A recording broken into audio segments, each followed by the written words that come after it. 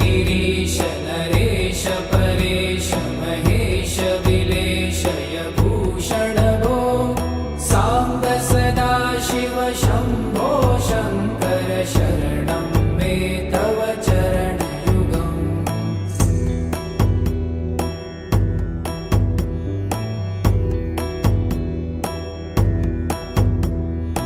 उमया दिव्य सुमङ्गल विग्रहया लिङ्गित वामाङ्ग विभो साम्ब सदा शिव शम्भो शङ्कर शरणं मे तव चरणयुगम्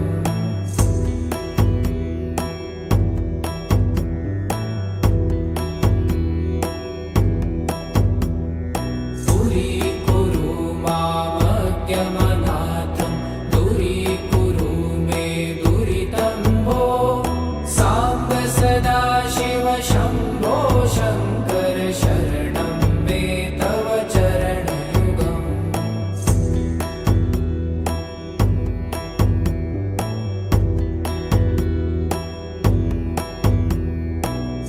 ऋषिवरमानस हंस चराचर जगन स्थितिलय कारण भो साम्ब सदा शिव शम्भो शङ्कर शरणं मे तव चरणयुगम् अन्तःकरण विशुद्धिं भक्तिं च त्वयि सतिं प्रदेहि विभो साम्ब सदा शिव शम्भो शङ्कर शरणं मे तव चरणयुगम्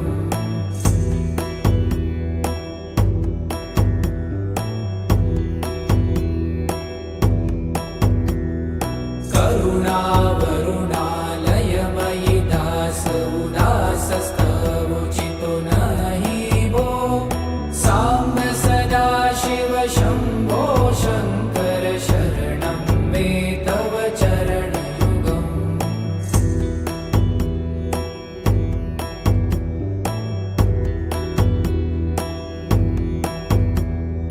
जय कैलास निवास प्रमाथ गणाधीश भूसुरार्चित भो साम्ब सदा शिव शम्भो शङ्कर शरणं मे तव चरणयुगम् जुनतक झङ्किडु जुनतक कीटतक शब्दय नट ఇన్ని గుడికి తిరిగాం కానీ ఇంత ప్రసాదం ఎప్పుడు తీసుకోలేదు.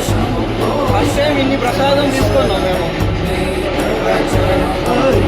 ప్రతి ఒక్కరు ప్రసాదం ఇక్కడ దానం చేస్తున్నాను.